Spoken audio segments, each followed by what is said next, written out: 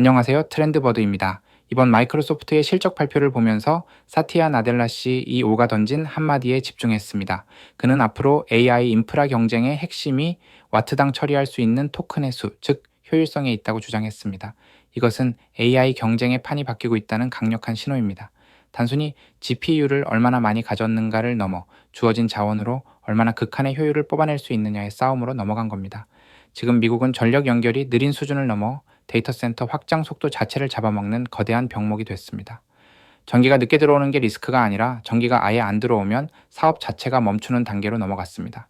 그러니 빅테크 입장에서 효율성을 극대화해야 한다는 생각은 지극히 자연스러운 귀결입니다.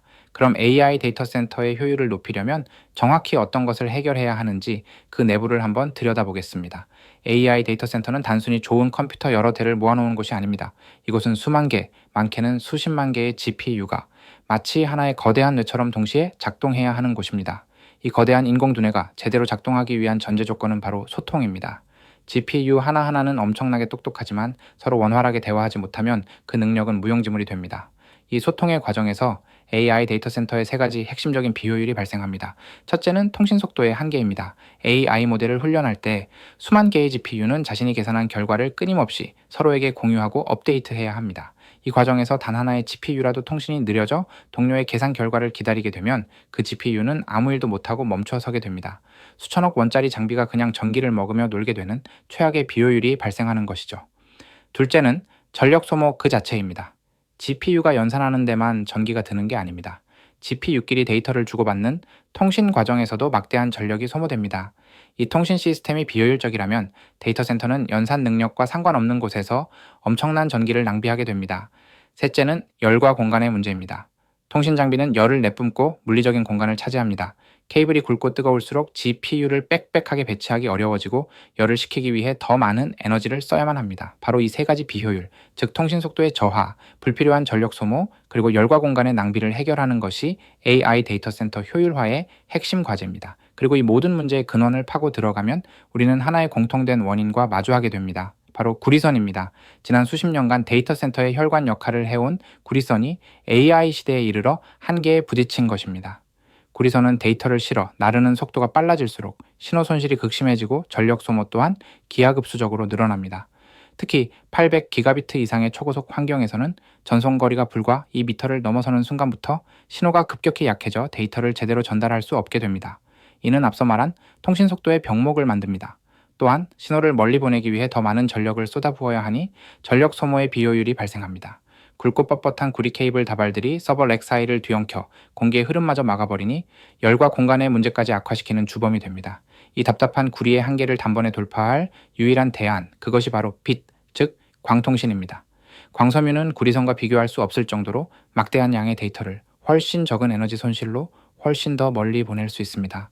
케이블 자체도 머리카락처럼 가늘고 가벼워 데이터 센터의 공간 효율과 공기 흐름을 획기적으로 개선하고 이는 곧바로 냉각 비용 절감으로 이어집니다. 결국 데이터 센터 내부의 혈관을 구리에서 빛으로 바꾸는 광전화는 더 이상 선택이 아닌 AI 시대의 생존을 위한 필수가 되었습니다. 여기까지가 데이터 센터 내부의 이야기입니다. 그런데 마이크로소프트는 여기서 한 걸음 더 나아갑니다. 아예 서로 다른 지역에 있는 데이터 센터 전체를 하나의 거대한 AI 공장처럼 묶는 AI-WAN, 즉 광역통신망 전략입니다. 실적 발표에서 언급된 애틀랜타와 위스콘신의 AI 슈퍼팩토리가 바로 그 시작입니다. 한쪽에 자원이 남으면 다른 쪽에 즉시 빌려주고 초대형 AI 모델을 훈련할 때 여러 데이터 센터의 힘을 하나로 모으는 상상 속에서나 가능했던 일을 현실로 만들고 있다는 뜻입니다. 이렇게 도시와 도시를 넘나드는 데이터 센터 간의 연결은 내부 연결과는 비교도 할 수 없는 수준의 초고 대역폭과 장거리 전송 능력을 요구합니다.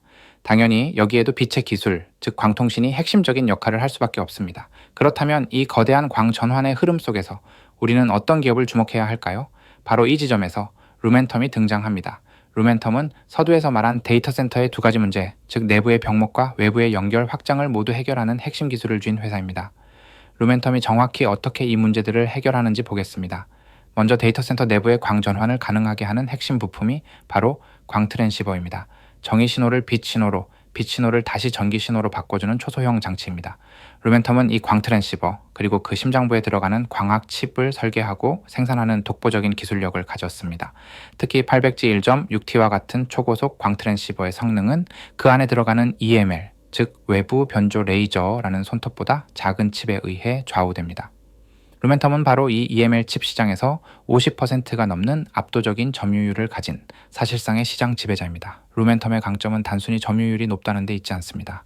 루멘텀의 EML 칩은 경쟁사 대비 월등히 낮은 전력으로 훨씬 우수한 품질의 신호를 만들어냅니다. 이것이야말로 마이크로소프트가 그토록 원하는 와트당 효율 내 목표에 정확하게 부합하는 기술적 해답입니다.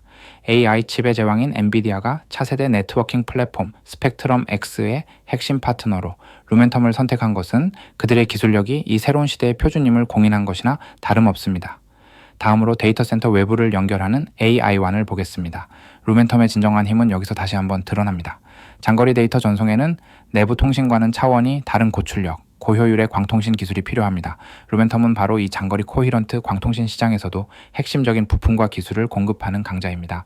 즉, 데이터 센터 내부의 짧은 거리를 연결하는 기술뿐만 아니라 대륙을 횡단하는 거대한 데이터 고속도로의 심장부까지 루멘텀의 기술이 모두 필요하다는 뜻입니다. 다시 처음으로 돌아가겠습니다. 마이크로소프트가 던진 효율성이라는 화두에서 한 걸음 더 나아가 앞으로 닥쳐올 거대한 미래를 봐야 합니다. 그 미래의 핵심에는 피할 수 없는 네트워크 병목이라는 문제가 자리 잡고 있습니다. AI 칩, 즉 GPU의 연산 속도는 지금 이 순간에도 무어의 법칙을 비웃으며 기하급수적으로 빨라지고 있습니다. 하지만 그 엄청난 두뇌가 처리해야 할 데이터를 실어 나르는 네트워크의 속도는 그 발전 속도를 결코 따라가지 못하고 있습니다. 아무리 강력한 슈퍼카 엔진을 만들어도 데이터가 달려야 할 도로가 좁고 막히는 비포장도로에 머무른다면 그 엔진은 결국 멈춰서서 공회전만 하게 될 뿐입니다. GPU는 연산할 데이터를 기다리며 비싼 전기를 낭비하게 되고 AI 발전의 속도는 바로 이 네트워크의 한계에 발목이 잡히게 될 것입니다. 결국 AI 산업의 다음 단계는 이 심각한 속도 불일치를 해결하고 GPU가 전력 질주할 수 있는 초고속 데이터 하이웨이를 건설하는 기업에게 기회가 돌아갈 수밖에 없습니다. 그리고 바로 그 길을 여는 열쇠를 쥔 기업이 바로 루멘텀입니다. 지금 우리가 주목해야 할 것은 단순히 AI 칩의 성능이 아니라 그 성능을 온전히 발휘하게 해줄 연결의 가치입니다.